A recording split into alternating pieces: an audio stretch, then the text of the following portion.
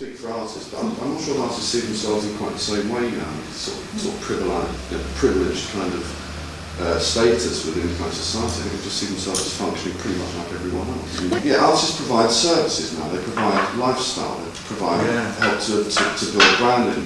I mean, one of the things I like very much about the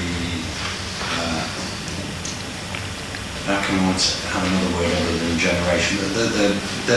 The young artists in the UK at the moment, I like very much their get on with it attitude.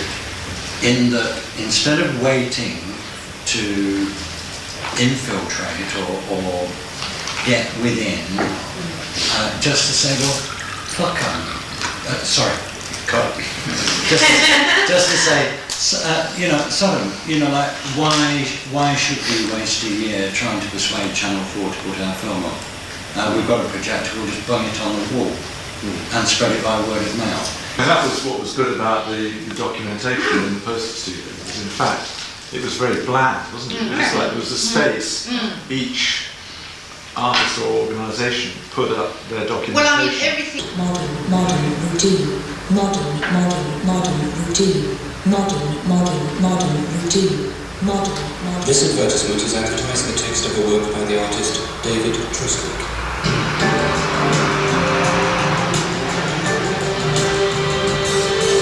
It's 28 minutes after 2, and it's my kind of life. I hope you enjoy yourselves. Hi,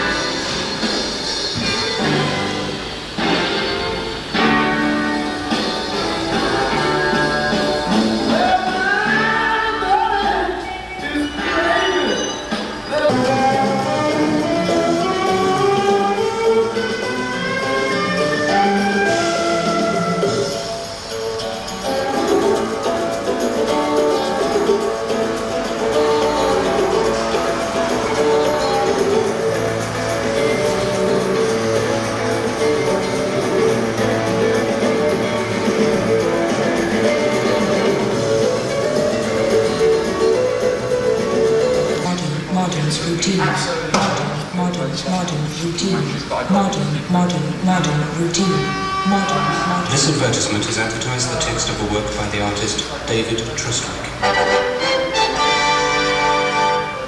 Independent Radio News at 3, this is John Taplin. 2 people have been killed in a bomb blast in... Briefly, bomb culture is about a culture rising out of necessity and out of an extremity, out of the confrontation between 2 nuclear bomb-owning states, America and Russia, on the west and the east, as we used to say. The probability of a nuclear holocaust which would be suicidal for the planet, the probability of that, as a fact, not just as a notion. The probability was a fact. The fact that we have so far avoided it is strange, and something which I don't expect now to live long enough to understand. Out of that culture, we made a kind of convention of subversiveness, of what is now called intervention. We simplified art techniques. We simplified the necessity for dexterity in art. We made art much more publicly, immediately, and sensationally available because we wanted to disrupt the suicidal status quo of the existing society. We wanted to implode the society. The society contained us, and my new book, The Degradation of Awareness, is how the society, and particularly the economy, contained us. They took our simplified range of aesthetic sensations, our violent and violated range of aesthetic sensations, and marketed them. And having marketed them, they made them a market commodity. They located them within a culture which you could more or less call the rock and roll drug culture, where virtually anything is permissible, provided it holds its commercial viability within that culture, and disarmed militancy in art. We need art in a different way, not just to save the world, but we need art to keep ourselves attuned, reinformed, and perpetually refreshed in our awareness and our reading of the world around about us. And in simplifying art, we've disarmed art, we've robbed art of its ability to do this, or we seem to have been trying to anyway. I think we have now what seems to be a very busy cultural scene, but which is clearly deprived of whole areas of sensibility which were previously achieved and have now been lost. The important thing to remember about this event is that it isn't an exhibition, it isn't meant to be an exhibition, it isn't an exhibition in any way in the traditional sense.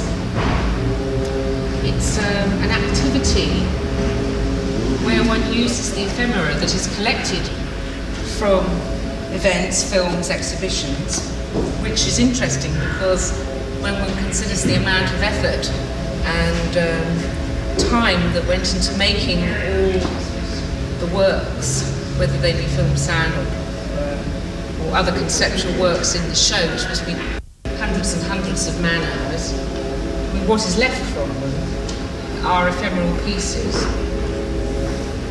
And the purpose is to take those ephemeral pieces and to build from there. And there will be probably more forms of communication, still ephemeral in the way of film, photograph, the book, than never happens from an artist normally having a one person exhibition or exposure. The other thing that one has to be conscious of is that although we're looking at a period of time between 1964 and 79, it isn't about nostalgia. Nostalgia is looking backwards to something that is romantically placed, but in reality probably wasn't very pleasant or was very ordinary. People are nostalgic about their childhood when in fact most of the time they were either bored or miserable during most of their childhood. People are nostalgic about the kind of life they led, you know, in the good old days, whatever they are, and none of that applies to this. This is about, and it isn't actually about looking back, it's about placing in context ideas and events that are going on at this moment that have been generated and fermenting over the last 30 years. It's very interesting when one considers the work of Mike Beale, for instance, the nature of those posters which took place over a project which happened over a week, and the ephemeral nature of the project, that what he was doing in 1977 would be a very current and purposeful activity at this moment in time, both politically and as a documentation of visual form. Talked about the work that he'd done over a period of time at Battersea Art Centre, where he'd gone out and photographed people in the street and combined that with daily text from newspapers and printed the photographs straight away and put them up in the street. That's basically it. Yeah. What time was that?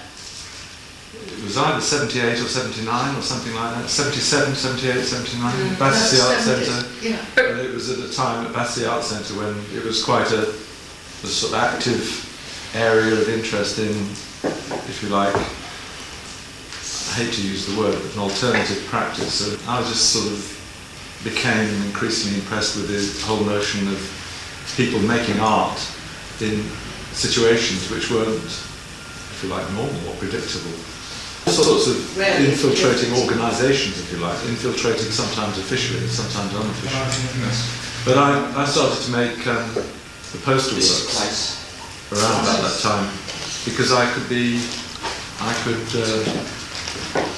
in control to some extent of the venue, the situation, the timing and the artwork, and nobody was there to actually intervene and say, no, it's not a good idea to put this show on, or we can, could you wait another 2 years until we get the funding or until there's space and time.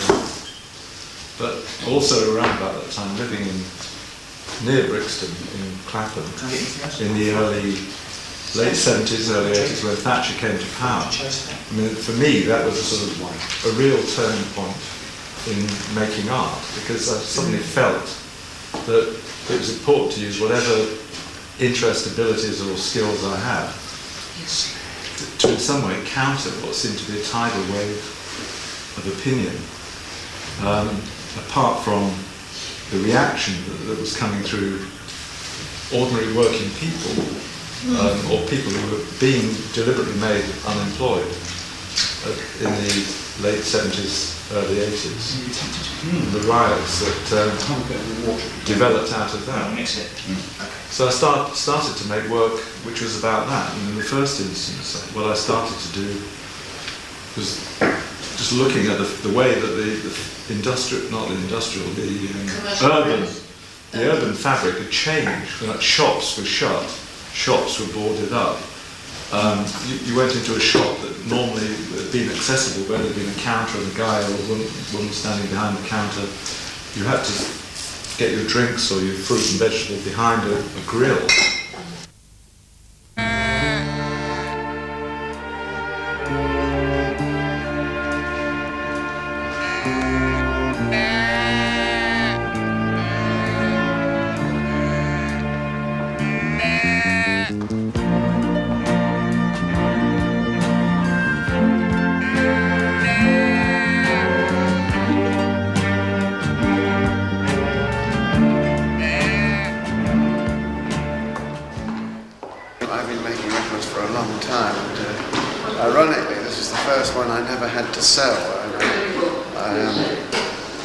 I'd done the sheet noises separately and I'd done the orchestral tracks separately, and they were both for different things, and when my normal records sort of didn't work, I put the two together, and there was an artist called David Cunningham who had a big hit with a record called Money, Flying Lizards, and he got to number 4, which actually should have been here.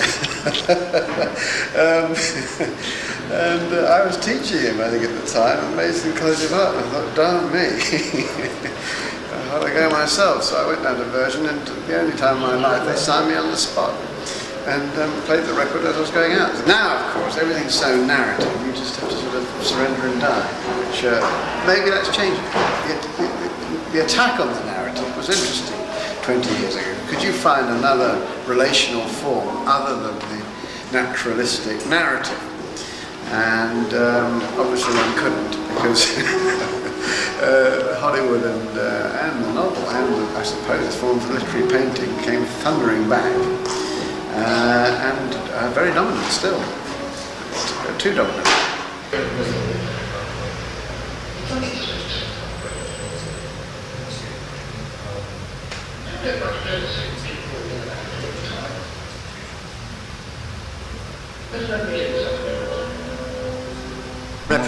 Repertory. It's a very simple idea that the performances are described but never seen. It's as if you're in a queue outside of the theatre, gradually approaching the entrance to the theatre. And if you think back to when you were a child queuing up to go to the cinema or the circus, you have the publicity of the posters announcing amazing acts, but you don't know what they're actually going to do once in there. So you imagine all these things before you get into the theatre, and often those imaginary scenarios are more interesting than what you actually get to see. So this is really just saying that you don't need you can have a theatre in your own head, and you can make that theatre out of anything. It's a very old idea. Da Vinci used to sit with his nose pressed against a wall until he saw things. I kept a diary from the early 60s, and the diary had one simple principle, that it had no first-person narrative. It was described in the third person as if it was an anonymous observer. All the things are absolutely factual, they're all seen by me, but I never mention myself in them, usually. Now when the opportunity, I did that. I did several magazines, small press publications, books, even audio tapes with audio arts. And you never see the diarist. I remember Callaghan with despair, he was the guy who there was a thing, he wanted to bring in a 10 o'clock at night curfew. I remember that, because that would solve muggings and things like this, you know, because, and when they said, don't you think this is a bit extreme, he said, well, who goes out after 10 o'clock? Who does go out after 10 o'clock? I don't, you know, so this kind of awful nanny figure. But then, no matter how bad and dismal he was, what came after was something else, you know, and within a few years, you know, we had a government that was totally unscrupulous and would go to war in order to preserve its identity and power. And I personally was disgusted to be English at that time. You know, I thought that it was a time of, it was so hackneyed and old-fashioned and colonial and stupid and unnecessary. And people did get killed. And I was rather annoyed that although I knew that a lot of people felt the same way that I did, there was no representation of it in the media at all. So what I did, I decided I suddenly had access to a television audience. Channel 4 didn't check what I did before it went on air, because some of them were done and then made and then transmitted 2 days later. So this one, we were supposed to deliver it to Channel 4 at a certain time before transmission so that they could check it. Well, somehow or other that didn't arrive on time, and it went out without anybody having had a look at it, but the shit hit the fan the next day. We always knew Jim Callaghan as Farmer Jim, remember? And he's always photographed leaning up on his farm gate, right? Looking and sort of rather. And sort of thought, what's this MP doing, leaning up against the farm? And he was like, Farmer Jim was rather sort of like taking the piss really out of politics. And but then on the other hand, there was it was very much. We could see there was a separation between what people did in the country and what people did in the city. And urban pursuits were so far removed from rural pursuits, and people hadn't got a clue. And so I thought, I know, if I take this farm and literally move it lock, stock and barrel from Leicestershire and put it into Kensington Gardens, then we'll be able to make people more aware of how hard it is to work in a farm. This was going to be a working farm. It wasn't going to be pretty. It was going to be. It was going to have crop rotation. We're going to be potato picking. We're going to sell the produce. It was going to be tough. I went to New York and saw this exhibition called The Art of the Real. And it was just mind-blowing. And that was in my second year doing painting at Goldsmiths. And it had people like Barnett Newman, Roscoe, and people like that who were just, and Dan Flavin as well, who were just using different types of media and not thinking about what an artifact on the wall. They were thinking about light. They were talking about controlling space. They were involved with controlling people and how they moved into space. And I thought, this is it. This is what it's all about. Because I'd always been worried and frustrated about this rectilinear shape that one had to paint on. And so I tried to make different shaped canvases and try to get out of that. And so this still wasn't enough. And so in a way, this was an obvious example of displacement, and then taking something like a farm and then displacing it and putting it into the context of an urban environment. Public art, in the context of 1974, was to do with the statue. And it was a sort of Peter Pan, wasn't it, in a pastoral setting.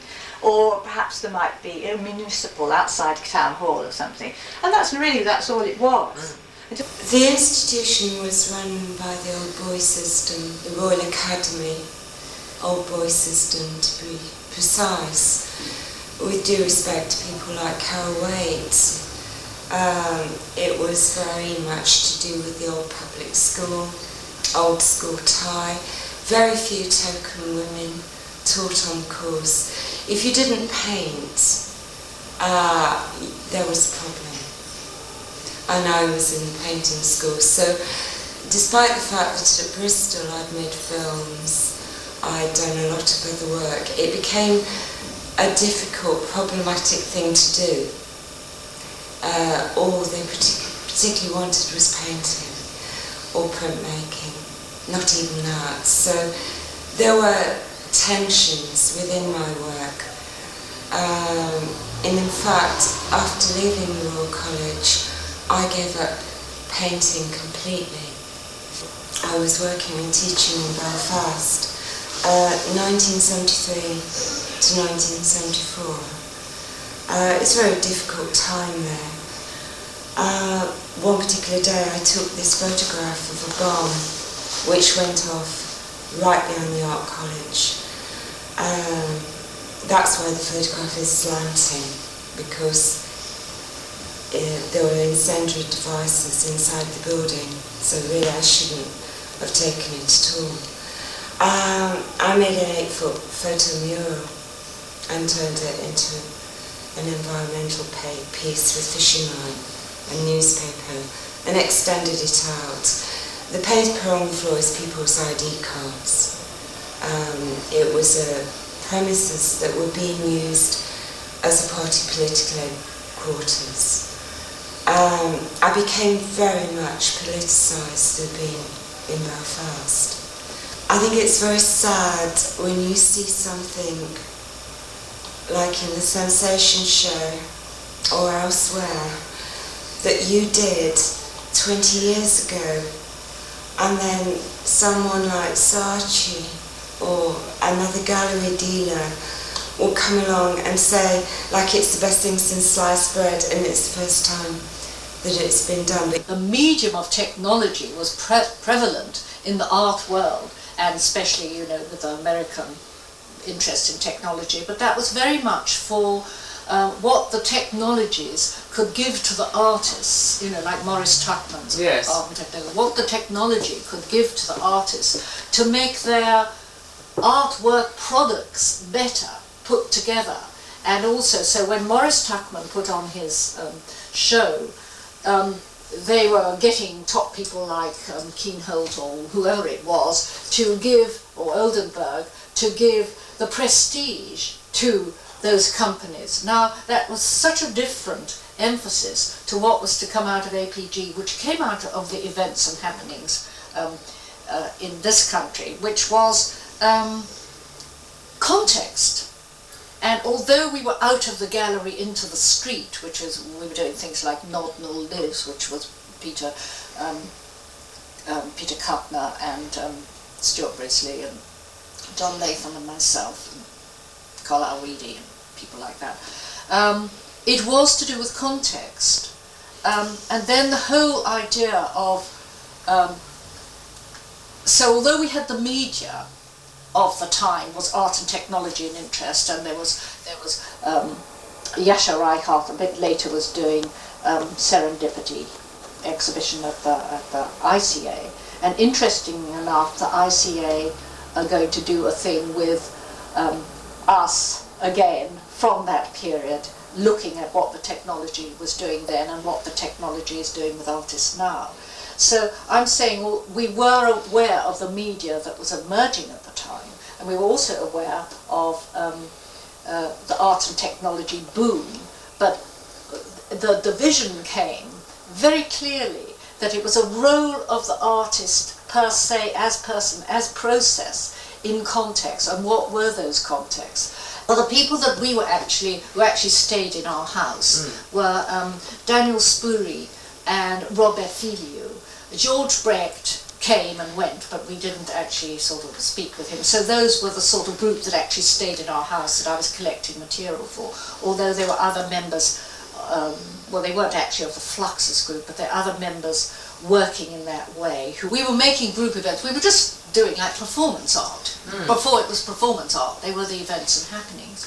The notion of APG as a strategy to change the role of the artist And it just happened that we were working with those people that weren't interested in so much in working with galleries and stuff. I, with Phil Cohen, who was, he was quite a central figure at the time I'm probably diverging terribly, but anyway, this is me diverging. Anyway, Phil Cohen was working with Ronnie Lang, later worked with Ronnie Lang, but he was living in our house with Elsa Stansfield, who was also known. When you say Ronnie Lang, you're talking about R.D. Lang. R.D. Lang, yes, Ronnie, yes. APG came out of finding myself in this factory on the Outer Circular Road at night, finding this whole world throbbing away. And I thought, my God, why aren't we in here?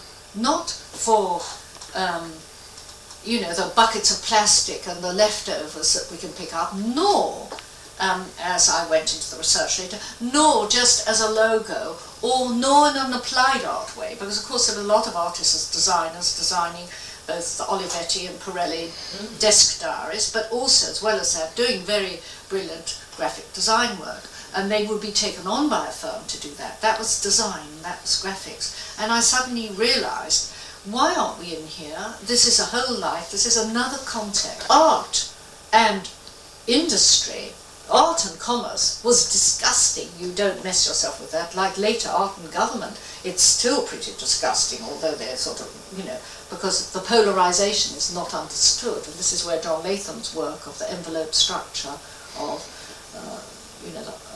what the art trajectory is in relation to physical sciences and belief systems is very interesting. As Rauschenberg, when he did his development, he did lots of different developments. Of course, the art market, which was so strong in America, would take it all back and wrap it into the art market at that time. And a lot of that, of course, has gone on with the conceptual thing. But I still think that those that were involved in changing the role, and it wasn't noticed that it was a role that was needing to be changed. As we worked through what this new role was, you had the different levels of the traditional art world, the making of the objects, and the change in the role. One was talking about the artist and the process of the artist's thinking in the context of an institution or a bureaucracy, and the context was the whole of what that organisation is doing, and that means its personnel, it means what they're looking at, it means what they're making. Always artists want to make their artworks, but if they haven't, in a way, gone through the process, like the group of artists who had gone through the process of breaking away from it anyway and being ephemeral and being into process, like Stuart and John and Ian. And Ian. Ian Breakrock. Yes. And if they hadn't heard and hadn't had the debates we had with that small group who were called the Noit panel, which was the Know-It panel, which was David Hall, Ian Munro, Geoffrey Shaw was with us, but he was living in Holland a lot with Gemma von Teigen. Geoffrey Shaw, Ian Munro, David Lamalas, who was a Spanish artist, I think, but I met him again in LA, funnily enough. Maurice Aegis, me, I was the only woman, and John. And John Latham. Yeah, and Stuart Brisley. And Stuart Brisley. Yes, Ian Breakwell didn't come in until later. So playing devil's advocate, when you were standing there photographing that helicopter, you were thinking it's them and us. That's right. What would have been your attitude if Barbara had walked around the corner then and said, "How about working with the government?" What would you have considered it conceivable even, or desirable? I was just thinking, actually, in a funny way, what was interesting out of the 60s, which is now vilified as being a sort of period by a lot of people, the cause of all the trouble. Huge growth of art schools, courses, grew, and all sorts of artists working in art schools, working in situations like that, who were actually at that point allowed to be quite radical we weren't controlled by the curricular development that we're involved with now in art schools, or the constraints of raising money and things like that. Because the culture was completely different. I mean, it was the Wilson government that I suppose was the key to all that in that first era, whatever it was, 1967, 66, 67, 64. 64, they come into power. 64 when they came in, yeah. I can remember it. But so there was that sort of sense of it. But I would have been interested in terms of, I remember, well, at the time, with hearing about APG and finding it incredibly interesting that was going on. The big names, the big American artists were coming in and were dominating the scene here. But, photographing that helicopter was a sort of moment of, like me, as, it was very naive and very corny, but it was like the only thing that I could do. Instead of shouting at them, what about sitting down with them and talking? I mean, you can imagine that you might have thought, under no circumstances. Well, we know about events through the mass media, digital media, electronic media, or whatever. We still have a right to be able to look at that. Yeah. Very often we can do it by looking at the media itself. Mike's story was from a them and us. Yeah. Polarity time. Yeah. Now you've got a government that got in with the biggest democratic majority in the world ever. And they just don't get it as regards contemporary art. I can't really speak for artists, but I'm not sure artists see themselves in quite the same way now. It's sort of privileged kind of status within kind of society. I think they just see themselves as functioning pretty much like everyone else. Well, exactly. In a sense, it's been a great about. victory of this generation to have achieved that. I think just to kind of just get on with the job. I think there are problems as well. I think there's certainly problems with government, and I don't understand what the great interest in government is. That seems to me the criticism that Anthony's making of the 70s, of saying, well, it was subsidy that actually killed intervention. I mean, the level of subversiveness is an inverse relationship to the level of subsidy, and that art was co-opted through community arts, through all of those sorts of things. And Channel 4 and places like that as sources of funding created a kind of dependency that meant that you could be controlled politically. Without just going on about my particular project, which is an ongoing poster project, the reason I started doing that was not to be involved with any funding bodies. I made the things, printed the things, pasted the things on the street myself. Occasionally they've been funded, which is a help, but I haven't actually necessarily gone out of my way to seek funding. And that's always been like a way of trying to remain outside and not actually having to be part of it necessarily, even any political or artistic control that's coming at me. So I could always be independent, and the independent voice, on the one hand, is dangerous because it's a bit like being the old-fashioned artists on their own. It's not being involved with a group or an idea that's a consensus. It's coming from somewhere else, so that presents problems. What was interesting from my perspective is somebody who's been always, from the 60s, been employed through the art school structure, and seeing that I've seen that as being supportive, incredibly supportive. But many artists of your generation haven't got work, and they're making work on the hoof. There is a support system, but it's a different one. Because it's the people themselves.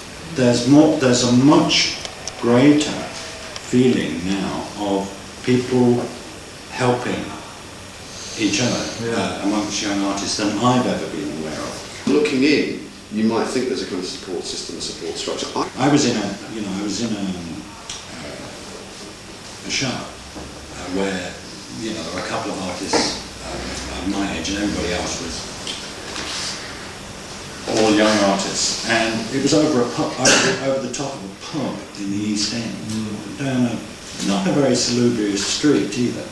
And on the opening night, not only couldn't I get into the show, I couldn't get into the pub, nor could I get into the street outside. It was the under-21s. Was it? I bet there were over Because I bet there were over it's 1,000. I bet there were over 1,000 people there. It's more based on sort of attitude and lifestyle. I think, Yes, but it's more to do with where people, no, it's more to do with where people drink, really, than what they share in common in terms of belief structures. So I think in that sense it is very interesting, and that's what interests me about it, is it makes it so kind of resistant to the government. It's my Cool Britannia factor. So Yes, absolutely. and I think